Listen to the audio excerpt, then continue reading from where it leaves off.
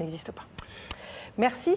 Merci beaucoup. On va passer à Eric. l'économie, Michel, peut-être. Oui, peut-être. Depuis le 31 janvier, si vous n'avez pas de médecin traitant, vous serez encore moins remboursé sur vos consultations de spécialistes. Passer par son médecin traitant avant de consulter un spécialiste, c'est ce qu'on appelle être dans le parcours de soins coordonnés. Ça permet d'avoir un suivi médical personnalisé, aussi d'être mieux remboursé par l'assurance maladie. Oui, on le disait, les pénalités financières en cas de non-suivi du parcours de soins viennent d'être renforcées.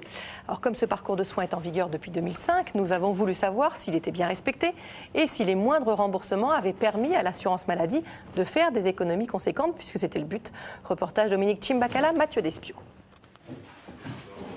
Sandra Mijon fait partie des 85% de Français disposant d'un médecin traitant. Aujourd'hui, pourtant, c'est à son initiative qu'elle vient voir l'ORL pour faire retirer un bouchon de cérumen. Donc vous avez l'impression de moins bien entendre. Voilà, c'est ça. Et l'année dernière, vous étiez venu, c'était juste un bouchon. Donc cette année, vous vous êtes dit, ça doit être la même chose. Oui, c'est la même chose.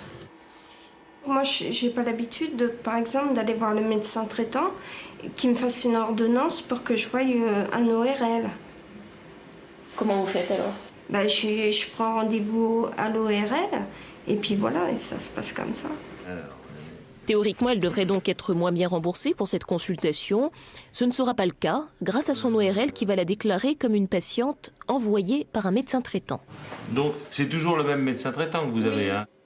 La première fois qu'elle est venue me voir, c'était exactement pour la même chose.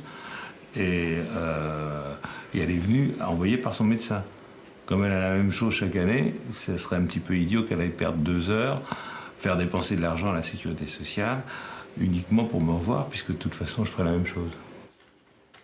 Déclarer qu'un patient vient de la part d'un médecin traitant est une pratique répandue, du moins pour les consultations récurrentes, une pratique qui permet d'échapper à des pénalités financières. En 2008, le déficit de l'assurance maladie s'élevait à plus de 4 milliards d'euros.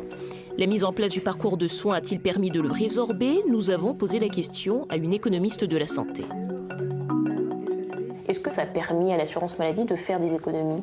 Ce plus faible remboursement, ça a été évidemment une économie pour l'assurance maladie. C'est à peu près chiffré dans les 2 premières années de la mise en place du dispositif à 150 millions d'euros par an. Petites économies donc ? Petites économies, oui. Et des économies, le gouvernement souhaite en faire encore plus puisqu'il est question de ne rembourser qu'à 30% les consultations hors parcours de soins. Une mesure inacceptable pour les syndicats de médecins. Nous ne sommes plus dans une mesure de moindre remboursement, nous sommes carrément dans une mesure de quasi-déremboursement des actes médicaux pratiqués en dehors du parcours de soins. Parce que le but de la manœuvre, c'est finalement de faire en sorte que les 15% de Français qui n'ont pas choisi de médecin traitant payent plein pot pour faire en sorte que l'assurance maladie ait 100 millions nouveaux. Et donc ce n'est pas au moment où sévit une crise économique sans précédent dans notre pays qu'il faut mettre en place ce type de mesures qui éloignent un peu plus et qui rend encore plus difficile l'accès aux soins pour un certain nombre d'entre nous et en particulier les plus fragiles. Dans les jours à venir, consulter un spécialiste pourrait donc revenir plus cher à certains, à moins de déclarer un médecin traitant, qu'on aille d'abord le voir ou non. Voilà, vous l'avez compris, le texte officiel vient d'être publié. Désormais, ce sont des pénalités donc plus sévères qui s'appliquent en cas de non-respect de ce parcours de soins coordonnés.